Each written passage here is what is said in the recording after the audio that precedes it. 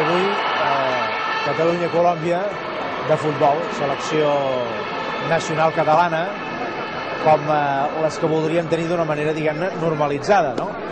I no haver de fer els partits allò a finals de desembre, sempre, diguem-ne, amb dificultats, amb tota mena d'obstacles.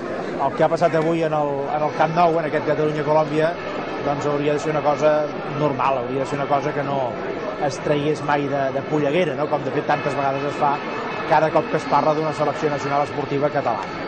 Això és el que hem de procurar. Ja sé que hi ha molta gent que amb això és escèptica i un punt de raó la tenen perquè costa molt d'avançar, però també és cert que les coses, doncs, a Catalunya sempre li costen, no sé per què, però sempre dona la sensació que juguem amb una mica el camp inclinat de pujada, no? I en el cas de les seleccions esportives és clarament així. Cada vegada que s'intenta fer una cosa en una disciplina esportiva surt algun obstacle gran que moltes vegades ve de Madrid, altres vegades ve de fora d'Espanya, i aquest és una mica el camí en el qual ens trobem, no?